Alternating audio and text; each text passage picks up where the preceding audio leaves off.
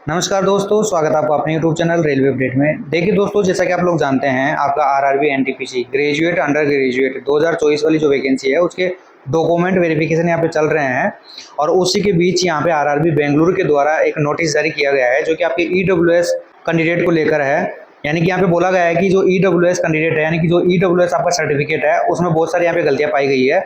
और उन्हीं के चलते यहाँ पे उन्होंने एक नोटिस जारी किया गया है कि नेक्स्ट यहाँ पे कोई गलती नहीं होनी चाहिए, नहीं तो कैंडिडेट का कैंडिडेचर जो है वो रद्द कर दिया जाएगा और उसको ईडब्ल्यूएस वाले जो फैसिलिटी है वो नहीं मिलेगा, मतलब बोले तो रिजर्वेशन नहीं मिलेगा। तो चलिए दोस्तों, मैं आपको नोटिस दिखा देता हूँ। अभी तक आपका डीवी मेडिकल नहीं हुआ है तो ये आपके लिए अच्छी बात है, क्योंकि अगर मान लीजिए आप अपना सर्टिफिकेट देख सकते हैं और चेक कर सकते हैं आपने कोई गलती नहीं की है और जो इन्होंने बोला है वो प्रॉपर आपका जो सर्टिफिकेट है वो मैच करता है नहीं करता है। तो देखिए दोस्तों, यहाँ पे ministry of railway recruitment board के द्वारा यहाँ पे नोटिस जारी किया गया है और यहाँ पे आप देखोगे advice for candidate claiming reservation under EWS category, यानी कि जो ईडब्ल्यूएस कैटेगरी के अंदर कैंडिडेट है और वो क्लेम करते हैं रिजर्वेशन के लिए, उनको यहाँ पे एडवाइस दिया गया है। क्या एडवाइस है कि following are few defects being notice in EWS certificate during the document verification. बोला गया है कि डॉक्यूमेंट वेरिफिकेशन के दौरान यहाँ पे कुछ गलतियां पाई गई है आपके ईडब्ल्यूएस सर्टिफिकेट के अंदर, जिसमें क्या क्या गलतियां मेंशन है वो इन्होंने यहाँ पे मेंशन की है।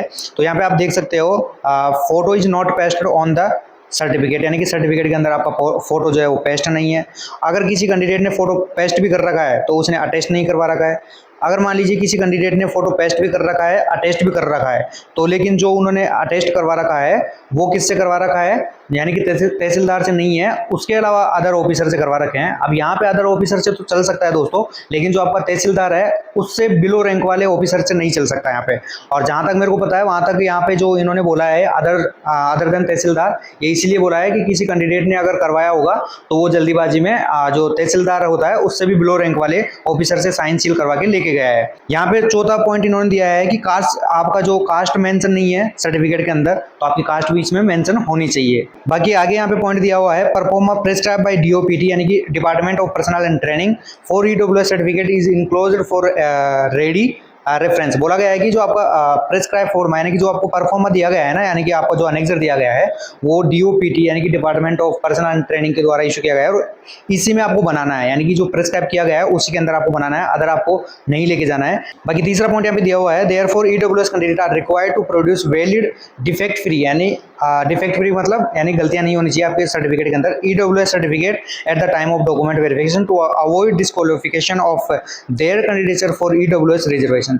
बोला गया है कि आप ईडब्ल्यूएस रिजर्वेशन से आपको मतलब डिस्क्वालीफाई नहीं कर दें, इसीलिए आपको है ना आपका जो ईडब्ल्यूएस सर्टिफिकेट है वो डिफेक्ट फ्री देना है, यानी कि कोई भी उसमें गलतियां नहीं होनी चाहिए। जो इन्होंने गलतियां मेंशन की है उनमें से तो एक भी नहीं होनी चाहिए, ये आपको खास तौर से ध्यान रखना है। और खास तौर से जो ईडब्ल्यूएस वाले कैंडिडेट है उनके लिए यहाँ पे नोटिस आया तो उनको ध्यान रखना है। उसी के साथ साथ जो अदर कैटेगरी के कैंडिडेट है, जैसे कि आपके एसटी एससी कैंडिडेट है और ओबीसी एनसीएल वाले कैंडिडेट है, तो वो भी अच्छी तरह से ध्यान दे ले। जो आपके सर्टिफिकेट के अंदर ऑफिसर के साइन के लिए बोला गया है ना, साइन सील के लिए, उन्हीं के साइन सील आपको करवाने हैं। उनके अलावा यानी कि नीचे जो आपका जो बोला गया है ना, उनसे नीचे रैंक वाले ऑफिसर से करवाओगे तो आपका यहाँ पे रिजेक्ट हो जाएगा। और आप यहाँ पे देख सकते हैं आरआरबी बेंगलुरु के द्वारा आज ही के दिन 10/6/2026 को ये इशू किया गया है। तो ये थे दोस्तों आपके इंपॉर्टेंट पॉइंट्स जो कि आपके आरआरबी बेंगलुरु के द्वारा इशू किए गए हैं, यानी कि ईडब्ल्यूएस वाले कैंडिडेट को लेकर, सर्टिफिकेट को लेकर। और यहाँ पे आप देख सकते हैं हिंदी और इंग्लिश दोनों में है, तो आप हिंदी में भी इसको पढ़ सकते हैं।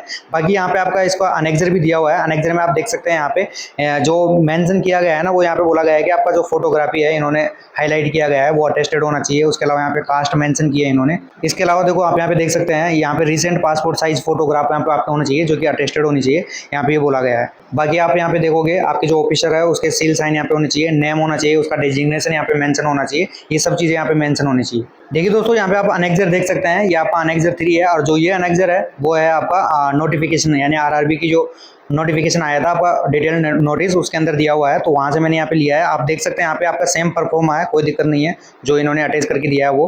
लेकिन यहाँ पे आपका दिया हुआ है the authority competent to issue income and asset certificate are indicated below. यहाँ पे बोला गया है कि आपका जो इनकम सर्टिफिकेट है वो कौन कौन से ऑफिसर इशू कर सकते हैं, वो यहाँ पे आपका लिस्ट इनकी दी हुई है। और इनमें से जो ऑफिसर है, अगर मान लीजिए आपके इनकम सर्टिफिकेट पे इनमें से किसी अधिकारी के साइन सील है तो चल जाएगा। लेकिन देखो यहाँ पे आपका बोला भी गया है, जैसे कि आरओ ऑफिसर है, आपका रेवेन्यू ऑफिसर है, यहाँ पे बोला गया है नॉट बिलो द रैंक तहसीलदार, यानी कि आपकी जो तहसीलदार है ना उससे बिलो वाले रैंक का आरओ यानी कि रेवेन्यू ऑफिसर है, तो उसका आपके साइन सील वगैरह नहीं चलेंगे। कुल मिला के बात है जो इसके अंदर दिए गए हैं ना, उनसे नीचे वाले अगर आप किसी अधिकारी के साइन सील करवाओगे तो वो वैलिड नहीं होगा। तो ये तो दोस्तों आपके EWS को लेकर कुछ इंपॉर्टेंट पॉइंट। अगर अभी तक आपका DV मेडिकल नहीं हुआ है तो आप अच्छे से अपने सर्टिफिकेट को देख लीजिएगा और चेक करके ही उसके बाद में आपको जाना है। आई होप दोस्तों ये इन्फॉर्मेशन आपको अच्छी लगी होगी। अच्छी लगी हो तो अपने दोस्तों के साथ शेयर कीजिए। चैनल को सब्सक्राइब नहीं किया तो सब्सक्राइब कीजिए। मिलते हैं अगले वीडियो में। धन्यवाद दोस्तों।